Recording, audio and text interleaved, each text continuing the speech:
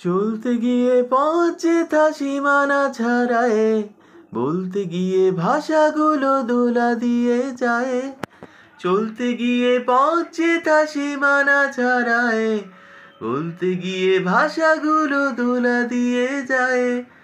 সুখ বুঝি দিন গুনে মোর শেষে ফিরে চলে যায়, তাই ছুটেছি ধরতে তারে আধার অজানায়। আকাশ পথে মোরা নভোচারী হে, খুঁজেছি পথ ঠিকানা, খুঁজেছি পথ মরু প্রান্তর, কেউ জানে না। Hello listeners, how are you? বুঝতেই পারছেন, ওল্ড রকার রিভিউ, নোভা ব্যান্ডের আহ্বান অ্যালবাম, এবং গানটার টাইটেল ট্র্যাক হচ্ছে নোভা অথবা মোরা নভোচারী। সেটা নিয়েই রিভিউ করতে চলে এসেছি। তালাত, গানটা যে গাইলাম লিড ভোকালিস্ট শাকিল খান ভাইয়ার মতো কি হলো? আমি জানি হয়নি, কারণ ভাইয়া বেসিক্যালি ছিলেন রীতিমতো নজরুল গীতি ট্রেইনড একজন ভোকালিস্ট। ট্রেনিং শেষ করে তারপর উনি ব্যান্ড মিউজিকের মধ্যে এসেছিলেন। আর আমি তো গান শিখিনি কখনো, স্বভাব গায়ক, তো বিস্তর একটা ব্যবধান থাকবেই। যাই হোক মাই ফ্রেন্ডস, গানটার আলোচনায় চলে যাই। প্রথমে লিরিকের ব্যাপারটাতে একটু আসি। এটা তো বিগত ভিডিওগুলোতেই আমি বলেছি, নোভা ব্যান্ডটার আসলে রিলিজের সন তারিখটা ছিল ইয়ার 1989, এবং সেই হিসেবে তার পেছনের বছরগুলোর মধ্যেই রেকর্ডিংগুলো হয়েছে গানের। তো পুরো 80-র দশকটাই 1983-84 থেকে নিয়ে 88 পর্যন্ত যা যা ঘটনা প্রবাহ বাংলাদেশে সব কিছুরই একটা প্রভাব কিন্তু নোভা ব্যান্ডের বিভিন্ন লিরিকে পাওয়া গেছে। তো এই নভোচারী ব্যাপারটা কি, বা স্পেসশিপের ব্যাপারে আকর্ষণ কেন হঠাৎ? এটার কারণ আছে মাই ফ্রেন্ডস। আমরা যখন ছোট, তখন একটা বিদেশি সিনেমা রিলিজ পায়, তখন তো VHF ক্যাসেট ছিল, এবং VHF ক্যাসেট ভাড়া নিয়ে দেখার একটা কালচার ছিল বাসায়। যাদের ভিডিও ক্যাসেট প্লেয়ার বা ভিডিও ক্যাসেট রেকর্ডার মেশিন যারা ক্রয় করতে পেরেছিলেন সেই সময়, তো এই সিনেমা দেখার কালচার ছিল বাসায়। এটা তো ওই সময়কার যারা, তাদের জন্য বলাই বাহুল্য। তো কিছু শিশু তো সিনেমা পাওয়া যেত সে সময়, সেইগুলো বেশ জনপ্রিয় হয়েছিল। তার মধ্যে ইটি ছিল একটা অন্যতম। এটাতে আসলে মঙ্গল গ্রহের বা কোনো একটা ভিন গ্রহের একটা প্রাণীকে দেখা যায় অবতরণ করে পৃথিবীতে, এবং একটা ফ্যামিলির সাথে খুব মিলেমিশে যায়, কিছু একদল বাচ্চা কাচ্চাদের সাথে মিলেমিশে যায়, যাদেরকে বাচ্চা কাচ্চা বলছি এখন ওরা 45+ হবে এক একজনের বয়স। কিন্তু সেই সময় সিনেমাটায় যারা অভিনয় করেছিলেন সবাই তখন শিশু শিল্পী ছিলেন। তো ইটি সিনেমা খুব ঝড় তোলে আমাদের বাংলাদেশে। আর এছাড়াও ইয়ার 1989-এ তখন তো সাপ্তাহিকভাবে বিটিভি তো একটাই চ্যানেল ছিল, সেখানে মুভি অফ দ্য উইক করে একটা অনুষ্ঠান দেখানো হতো। সেখানে একটা ইংরেজি মুভি দেখানো হতো প্রতি সপ্তাহে। তো কোনো কোনো মুভি ভালো ছিল, সেগুলো পরিবারগুলোতে খুব ঝড় তুলে ফেলতো দর্শকদের মধ্যে। সেটা নিয়ে আবার পরদিন চায়ের আড্ডায় সেটা নিয়ে আলাপ আলোচনা হতো সিনিয়র ভাইয়াদের মধ্যে। ছাদে যখন সিনিয়র ভাইয়ারা ক্যারাম বোর্ড খেলতে উঠতেন, সেখানে মুভি অফ দ্য উইকের পর্ব যদি ভালো হতো, সেটা নিয়ে গল্প সল্প করতে শুনতাম। তো আবার কিছু কিছু এপিসোড ছিল যেগুলো তেমন মনে দাগ কাটতে পারতো না মানুষের, সেগুলো নিয়ে কোনো আলোচনা হতো না। তো সেই সময় একটা এয়ারোপ্লেনকে নিয়ে একটা মুভিটার, নামটা আমি ভুলে গেছি, তবে একটা মুভি দেখানো হয়েছিল। একটা এয়ারোপ্লেনের মধ্যে হঠাৎ করে অ্যাক্সিডেন্ট ঘটে, পাইলট সহ সবাই কেবিন, ফ্রন্ট সাইড কেবিনে যারা থাকেন ককপিটে, সবাই অসুস্থ হয়ে পড়েন। ন্যান্সি নামের একটা মেয়ে এয়ার হোস্টেস, সে তার উপস্থিত বুদ্ধি খাটিয়ে আর পাইলটের কাছ থেকে কিছু আহত পাইলট, প্রায় মরণাপন্ন আহত পাইলট, যে তার কাছ থেকে অল্প অল্প কিছু টিপস নিয়ে পুরো প্লেনটাকেই সে অটো পাইলট দ্বারা পরিচালনা করেন, এবং যাত্রীগুলোর জীবনকে অনেকক্ষণ ধরে উনি বাঁচিয়ে রাখেন। শেষ পর্যন্ত অবশ্য নায়কের হস্তক্ষেপে সবাই মৃত্যুর হাত থেকে রক্ষা পায়, এবং এয়ার হোস্টেস ন্যান্সি মেয়েটার ভূমিকা খুব অনস্বীকার্য ছিল সেই মুভিটার মধ্যে, এবং এটা নিয়ে বুঝতেই পারছেন আলোচনার ঝড় উঠে যায় সেই সময় দর্শকদের মধ্যে। টেলিভিশন খোর যারা ছিল আমার মতো বা আমার চেয়েও বেশি বিটিভি খোর যারা ছিল তাদের মধ্যে তো আলোচনার ঝড় উঠে যায়। আর তাছাড়া আরেকটা ঘটনা, ইয়ার 86 থেকে 87-এর মধ্যে বাংলাদেশের একজন খুব স্বনামধন্য মহিলা পাইলট ছিলেন রুকসানা। উনিও আসলে একটা দুর্ঘটনায় একটা প্লেন কবলিত হয়, একটা এরোপ্লেন বাংলাদেশের, এবং রুকসানা অকালে মৃত্যুবরণ করেন। তো এইটাও খুব টাচি একটা নিউজ ছিল সেই সময় পত্রপত্রিকায়। তো এই সব কিছু মিলিয়ে সম্ভবত নোভা ব্যান্ডের এই নভোচারী গানের লিরিক্সে একটা প্রভাব পাওয়া যায়, বা প্রভাব একটা পড়ে, লিরিকটা যে বা যারা লিখেছেন নোভা ব্যান্ডের। তো এইখানে এই লিরিকের গল্পটা এইরকম অনেকটা এটা রূপক অর্থেই বলা হয়েছে যে কয়েকজন যুবক, এখানে অ্যাটমসফিয়ারটা এমন দেখানো হয়েছে গানে, বা দেখানো তো না, শোনানো হয়েছে, কম্পোজিশন এভাবে করা হয়েছে অনেকটা কাল্পনিক, যে কয়েকজন যুবক, বাংলাদেশেরই কয়েকজন যুবক একটা নভোযানের মধ্যে উঠে মহাশূন্যে বের হয়ে পড়েছে। মহাশূন্যে বের হয়ে পড়েছে, কিন্তু তারা সার্চ করছে কি, খোঁজ করছে কি, এই খোঁজের জায়গাটার কথা শেষের দিকে রিভিল করা হয়। তো বাকি অংশটুকু আমি ভিডিওর লাস্টের দিকে বলবো। তো এইবার মিউজিকের আলোচনায় চলে যাই, আমার সবচেয়ে পছন্দের জায়গা যেইটা, গানটার অর্নামেন্টেশন, ইনস্ট্রুমেন্টের ইউজ এটসেট্রা এটসেট্রা। তো নভোচারী গানটার মধ্যে প্রথম দিকে ভোকাল এফেক্টস হালকা, তখন যতটুকু পাওয়া যেত, যা পাওয়া যেত, ডিলে, রিভার্ব এটসেট্রা ইউজ করে ফজল ভাইকে একটা পাইলটের ভূমিকায়, ওই নভোযানের বা স্পেসশিপের একটা পাইলটের ভূমিকায় শোনা যায় গানটার একেবারে শুরুতে।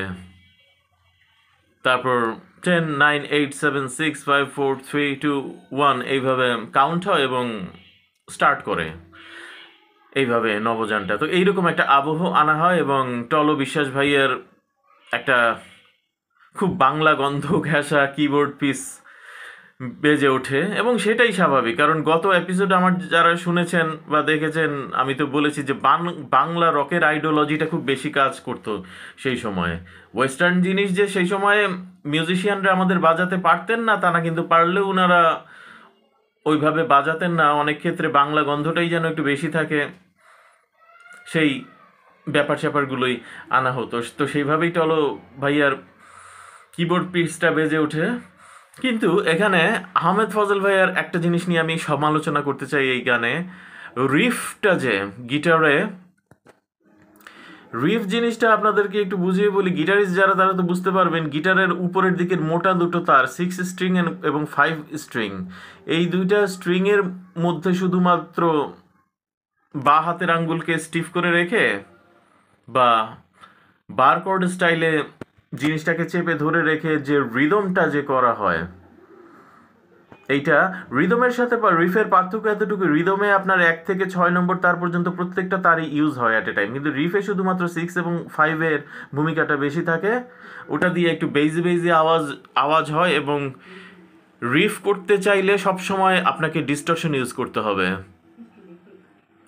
রিফ, কারণ ডিস্টরশন এবং রিফ এই দুটো জিনিস রক মেটালের ইতিহাস পৃথিবীতে যবে থেকে সৃষ্টি হয়েছে তবে থেকেই আমি জানি রিফের ক্ষেত্রে ডিস্টরশনের ইউজ মাস্ট, কারণ ডিস্টরশন ছাড়া রিফ বাজালে ওটা একটা অন্য মাত্রা, ওটা একটা অ্যাকোস্টিক্যাল আওয়াজ কর কর পর পর করবে, ওরকম একটা এরকম একটা শব্দ হবে। কিন্তু রিফ যেহেতু মিউজিকের, ব্যান্ড মিউজিক্যাল বা রক মিউজিকের টার্মই একটা আলাদা আছে, রিফের মধ্যে অনেক কাজকর্ম করার আছে, মিউজিকের অর্নামেন্টেশন, ব্যান্ডের গানের এটসেট্রা এটসেট্রা। তো সেই জন্য রিফের ভূমিকা অনস্বীকার্য, এবং রিফ করতে গেলে 6 এবং 5 নম্বর স্ট্রিংটা ইউজ করতে হয়। কিন্তু ফজল ভাই এখানে যেই ফরম্যাটের রিফটা করেছেন, এই ফরম্যাটটা গানটার সাথে যায়নি, গানটার সাথে একটু বেমানান হয়েছে, নোভা ব্যান্ডের ব্লাইন্ড ফ্যান ফলোয়ার হিসেবেও এই ব্যাপারটা আমার একটু কানে লেগেছে। এই কারণে এটা নিয়ে দুটো কথা বলছি।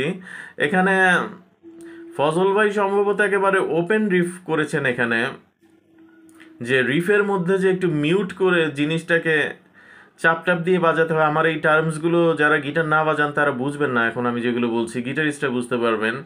যে রিফকে অনেক সময় পামিং দিয়ে এই যে জায়গাটা, যে এই যে বুড়ো আঙ্গুলের নিচের এই জায়গাটা খেয়াল করেন মাই ফ্রেন্ডস, এই পামিং দিয়ে অনেক সময় সাউন্ডটাকে, সাউন্ড সোর্সিং যেটা গিটারের ডান হাতে, তো আমরা সাউন্ড সোর্সটা হলো ডান হাতে থাকে আমাদের, ওখান দিয়ে আমরা তারগুলোকে পিক করে করে বাজাই, আর বা হাতটা হলো আমাদের স্কেল করার জন্য বা রিদম করার জন্য, যে গিটারের সাউন্ডটার ধারাটা কোন দিকে যাবে সেইটার কাজটা বা হাতে। তো ডান হাতেরও রিফের ক্ষেত্রে ব্যাপার থাকে, পামিং করতে হয়, পামিং করে রিফের সাউন্ডকে, পরিমাণকে একটু ভোঁতা করতে হয়। এইটা ভোঁতা করে বাজালে জিনিসটা ভালো লাগে, শুনতে ভালো লাগে, মানানসই হয়, জিনিসটা নয়েজি কম হয়। তো আবার আমি যদি এখন এইটার বিপরীত গ্রামারে যাই, যে না ওভাবে আমি পামিং করব না, পামিং ছাড়া কি তাহলে বাজানো সম্ভব না? হ্যাঁ, অবশ্যই বাজানো সম্ভব। আজকাল যে অল্টারনেটিভ রক গানগুলো, যে নেমেসিস ব্যান্ডটা যেই কাজটা করে বেশিরভাগ ক্ষেত্রে, অল্টারনেটিভ রক বা ব্ল্যাক ব্যান্ডেরও বেশ কিছু গানে আছে এই ধরনের রিফ, যেটাকে রিদম স্টাইলের রিফ বলা হয়, যে অত পামিং টামিং করা হয় না, র সাউন্ডের মধ্যেই। কিন্তু এইগুলো এখন শুনতে ভালো লাগলেও সেই আমলের জন্য ব্যাপারটা একটু আনঅ্যাপ্রোপ্রিয়েট হয়ে গিয়েছিল।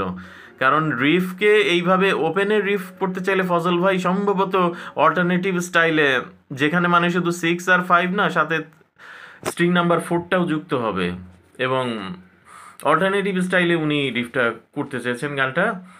কিন্তু এইটাকে অল্টারনেটিভ স্টাইল না করে রক রিফিং স্টাইল যদি করা যেত, হার্ড রক স্টাইলে জিগ জিগ জিগ জিগ জিগ জিগ জিগ জিগ জিগ জিগ এইভাবে মিউট করে করে জিনিসটাকে, শব্দটাকে একটা পরিশীলিত পর্যায়ে রেখে জিনিসটা করলে গানটার সাথে ভালো লাগতো। কিন্তু ওইভাবে ওই স্টাইলে বাজানোটা আমি মনে করি এটা একটা নয়েজ ক্রিয়েট করেছে গানের মধ্যে, যে নয়েজটা কানে লেগেছে এবং এটা গানটার মান কিছুটা কমিয়েছে, সেটা বলবো আমি।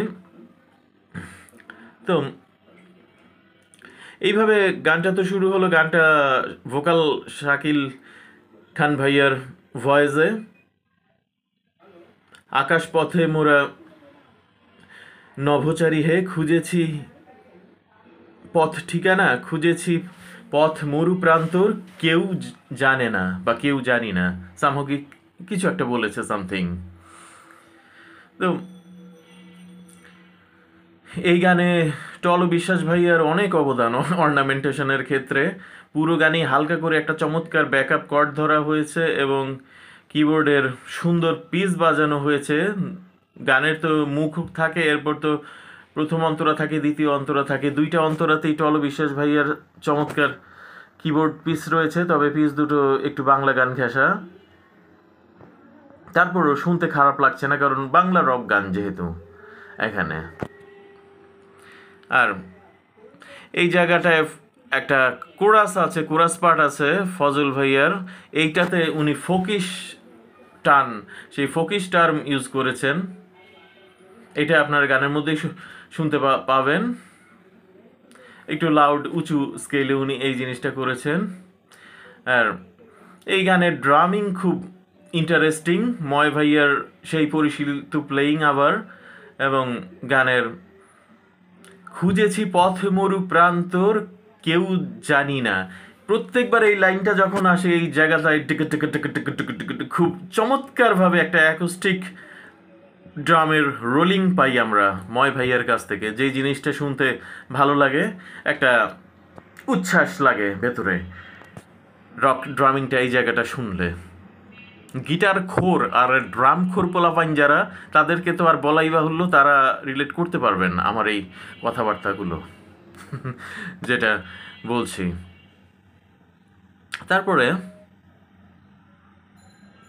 এই গানটাতে প্রত্যেকবার কিবোর্ডের পিসগুলো যখন টলো বিশ্বাস ভাইয়া বাজাচ্ছিলেন, সেখানে ফজল ভাইয়া সুন্দর একটা কাজ করেন। এইটাও স্ট্রিং গিটারের স্ট্রিং নাম্বার 6 এবং 5 বেসিসে। এই কাজটা আমরা পিঙ্ক ফ্লয়েডের যে বিদেশি ব্যান্ড, স্বনামধন্য ব্যান্ড পিঙ্ক ফ্লয়েডের another brick in the wall যে গান আছে, খুব জনপ্রিয়, আপনার ইউটিউবে সার্চ দিলেই পাবেন Pink Floyd another brick in the wall বা অন দ্য ওয়াল। যাই হোক, আমি অতটা ভক্ত না পিঙ্ক ফ্লয়েডের, শুনি এমনি। তো সেইখানে এই টার্মটা ইউজ করা হয়, অনেকটা দূর থেকে হেলিকপ্টার আসতে থাকলে যেরকম শব্দটা শোনা যায়, সেরকম একটা পিকিংয়ের প্যাটার্ন। এই পিকিংয়ের প্যাটার্নটা এটা পিঙ্ক ফ্লয়েড খুব আসলে জনপ্রিয় করে পুরো বিশ্বব্যাপী, এবং বাংলাদেশের ছেলেরাও মিউজিক যারা করে পিঙ্ক ফ্লয়েডের এই জিনিসটা দেখেছি সে সময় খুব নিয়েছে গিটারিস্টরা। তো অবধারিতভাবে ফজল ভাইও সেই রকম একটা ছেলে, এবং ফজল ভাইয়ের এই পিঙ্ক ফ্লয়েডের যে এই টার্মটা অনেকটা স্কেল রিফ টাইপের বলা যায় জিনিসটাকে। এইটা টলো ভাই প্রত্যেকবার যখন কিবোর্ডটা বাজিয়েছেন, এই ক্লিনের মধ্যে এই পিঙ্ক ফ্লয়েড ধাঁচের এই রিফটা ফজল ভাইয়াকে করতে শোনা গেছে। গানটা আপনারা টলো ভাইয়ার কিবোর্ড পিসগুলো যখন যখন শুনবেন, তখন এই জিনিসটা আপনারা শুনলেই, চেক আউট করলেই গানের মধ্যে পাবেন। আর অসাধারণ ভোকাল হারমোনি প্রত্যেকটা জায়গায়। শাকিল খান ভাইয়ার সাথে টলো বিশ্বাস ভাইয়ের ভোকাল হারমোনি ছিল সম্মিলিতভাবে, খুব সুন্দর লেগেছে গানটা। এবং গানের শেষ দিকে লিরিকে বলা হয়, সুখ যেন দিন গুনে মোর পিছে ফিরে চলে যায়, তাই ছুটেছি ধরতে তারে আধার অজানায়। লিরিকের এই জায়গাটা আমাকে খুব টাচি লেগেছে, আমাকে ভাবিয়েছে খুব, যে এখানে আসলে এই পর্যন্ত এসে গানটার পুরো ফিলোসফি আমি আসলে বুঝতে পারি, যে নভোচারী বলেন, স্পেসশিপ বলেন, পুরোটাই ছিল রূপক অর্থে। আসলে ব্যাপারটা ছিল যে সুখের সময়টা তো মানুষের জীবনে স্থায়ী হয় না বেশি দিন, সুখের সময়টা তাড়াতাড়ি চলে যায়, দুঃখের পিরিয়ডটা খুব লম্বা হয়ে লাইফে আসে। কিন্তু এই অবস্থাতেও সুখকে তো এখন খুঁজতে হবে, যে কোনোভাবে হোক নিজেকে তো বিশ্বাস করাতে হবে। নিজের জীবনের তো রুটিন ওয়াইজ কাজগুলো, উচ্ছ্বাস, তারুণ্য সব কিছু না হলে বন্ধ হয়ে পড়ে থাকবে। বন্ধ তো কিছু হতে দেওয়া যাবে না, the show must go on. এই জন্য নিজেকে বিশ্বাস করাতে হবে, আমি হ্যাপি, আমি সুখী। এই জন্য এখানে তাই ছুটেছি ধরতে তারে আধার অজানায়। আধার অজানায় বলতে সুখকে তো এখন খুঁজতে হবে, অসম্ভবের মধ্যেও সম্ভব খুঁজতে হবে, নোয়ের মধ্যেও ইয়েস খুঁজতে হবে, প্রয়োজনে কল্পনার জগতে ডুবে যেতে হবে, একটা রিল্যাক্স করে একটা ন্যাপ নিতে হবে, আবার জেগে উঠে কর্মস্পৃহায় ব্যস্ত হয়ে যেতে হবে। তো সুখ অনেক সময় উপস্থিত থাকে না, কিন্তু আধার অজানায় সুখকে খুঁজতে হয়। এটা কিন্তু মানব জীবনের চিরাচরিত একটা মোটিভেশনাল স্পিচ। তো সেই জিনিসটাই লিরিকের শেষ দিকে পাওয়া যায়।